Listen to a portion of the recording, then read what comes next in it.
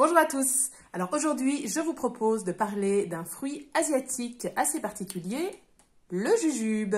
Alors le jujube, on l'appelle aussi la date rouge ou la date chinoise. En réalité, c'est donc le fruit du jujubier et le jujubier, c'est un arbre qui est extrêmement cultivé en Chine, mais aussi en Algérie et dans le sud de la France. Quel est son goût, quels sont ses bienfaits et comment l'utiliser en cuisine, c'est ce que nous allons voir dans cette vidéo. Si vous aimez la cuisine asiatique et que vous voulez découvrir les spécificités de ces ingrédients, n'hésitez pas à vous abonner pour retrouver une vidéo chaque semaine.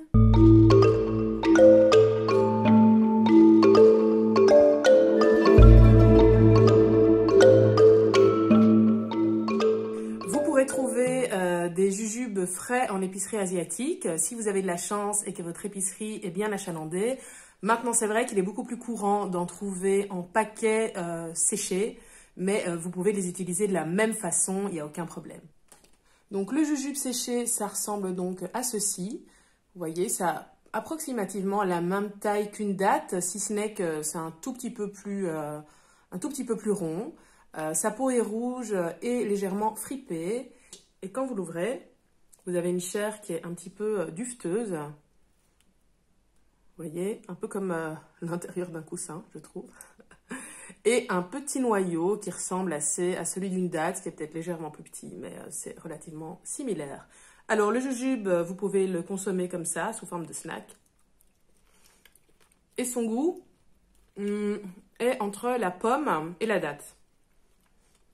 On va dire que c'est une pomme au miel.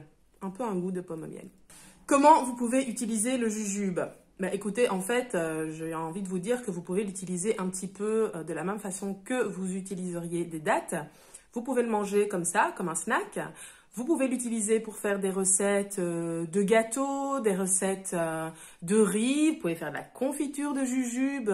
Vous pouvez également l'utiliser dans une série de recettes sucrées-salées, notamment une recette chinoise assez connue qui est une recette de canard aux patates douces et au jujube.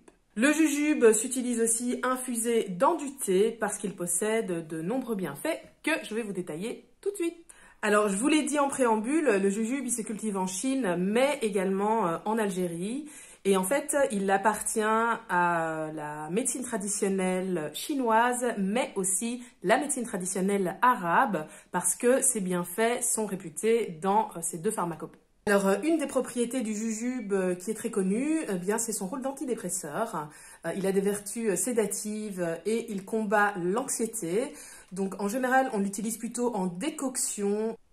Il a également des vertus antioxydantes assez réputées, ce qui en fait un atout pour combattre, par exemple, différents cancers, notamment ceux qui sont liés aux radicaux libres. Il contient également beaucoup de fer, de potassium et de vitamine C. Dans la pharmacopée chinoise, on l'utilise notamment pour ses vertus expectorantes. Il sert à tout ce qui est remède contre la toux et les problèmes pulmonaires parce qu'il aide à dégager en fait les voies respiratoires. À ce moment-là, il sera généralement utilisé en décoction ou en infusion. Et voilà, maintenant quand vous irez dans votre épicerie asiatique préférée et que vous verrez ces petits fruits rouges, eh bien vous ne vous poserez plus la question, c'est du jujube. C'est très facile à utiliser, c'est un petit fruit sec qui est facile à emporter, qui est facile à apprécier. Donc n'hésitez pas, je pense que ses vertus valent la peine de le découvrir. Voilà, j'espère que cette petite vidéo sur le jujube vous aura plu et je vous dis à bientôt pour une prochaine vidéo.